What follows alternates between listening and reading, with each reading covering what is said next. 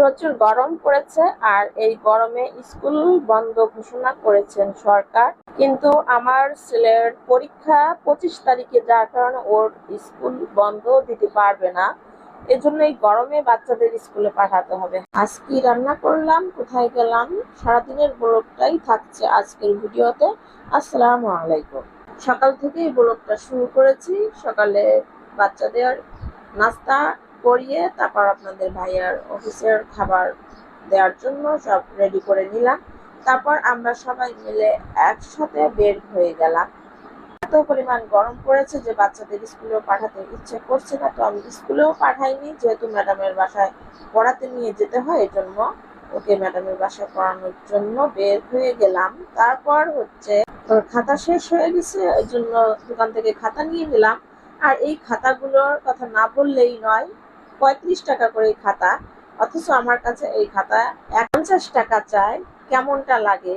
দোকানদার পরিচিত হয়েও যদি দিনে রাতে এভাবে চোখ উল্টিয়ে ফেলে, তো ব্যবসায়ীদের প্রতি এখন আর আস্থা রাখতে ইচ্ছে করে না। আমি প্রথমেই আমার ছেলেকে নিয়ে সেলুনে চলে গেলাম চুলটা কেটে দিব, কারণ এত পরিমাণ গরম পড়ছে, বাচ্চারা অস্থির হয়ে আছে। কিছুক্ষণ বসে থেকে চুলটা কেটে নিয়ে আসলাম। তারপর ওর গায়ের জামাটাও চেঞ্জ করে তারপর ম্যাডামের বাসায় পড়াতে নিয়ে গেলাম।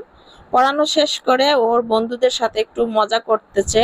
তারপর ওখান থেকে চলে গেলাম ওর স্কুলের বেতন প্লাস ফি দুটোই দিয়ে আসতে হবে, যেহেতু 25 তারিখে পরীক্ষা আর এই গরমে সরকার বন্ধ ঘোষণা করেছেন।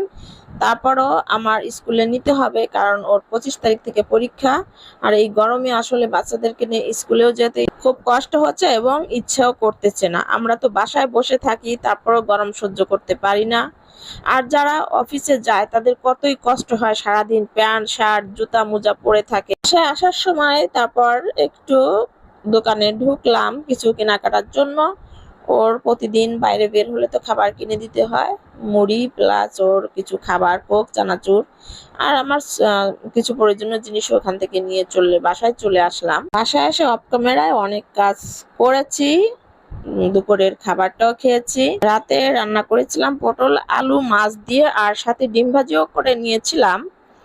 আর এই গরমে যে অবস্থা, কোনো খাবারই খেতে ইচ্ছে করছে না। কি রান্না করতে আসলে শুধু হিমশিম খেয়ে যায়, কি রান্না করব, আজকে কি রান্না করলে ভালো হবে, এটা ভেবে ভেবেই আসলে সময় চলে যায়।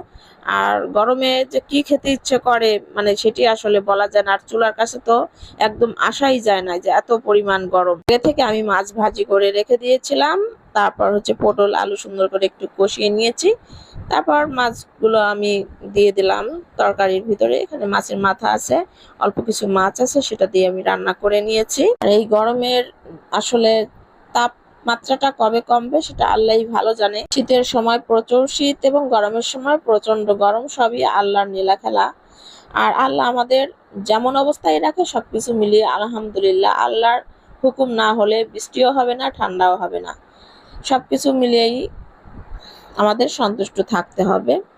তো তরকারিটা রান্না হয়ে গেছে, আমি নামিয়ে নিয়েছি। আর একটু ভেন্ডি ভাজি করে নিব এখানে। আর এই গরমে একটু ভাজা ভুজা আমার খেতে একটু ভালো লাগে, ভেন্ডি ভাজিটাও অনেক ভালো লাগে। আর ঝরঝরা ভেন্ডি ভাজি হলে তো আর কথাই নাই, এক প্লেট ভাত খেয়ে নেওয়া যায়। আর ভেন্ডি ভাজি যদি একটু ঝরঝরা না হয় তা খেতে আর ইচ্ছেও করে না। রাত বাজে প্রায় 10:30।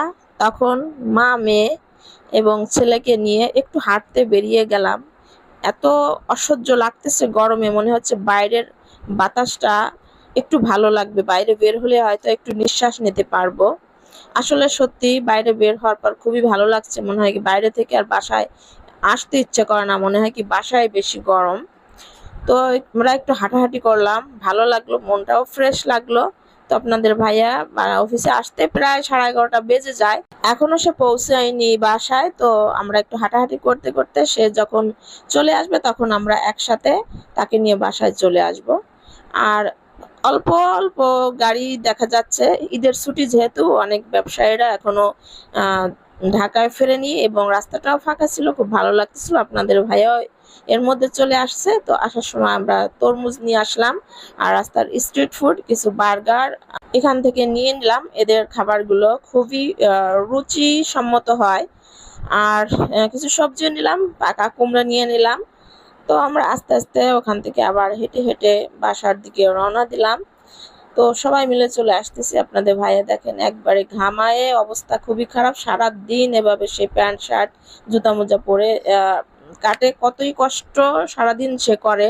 আর আমরা বাসায় থেকে আরাম করি, তারপর আমাদের গরম সহ্য হয় না। সুপ্রিয় দর্শক, আমার ভিডিও যদি কোনো কোথাও একটু ভালো লেগে থাকে তো কমেন্ট শেয়ার করে পাশে থাকবেন। সবাইকে ধন্যবাদ। আল্লাহ হাফেজ। আসসালামু আলাইকুম।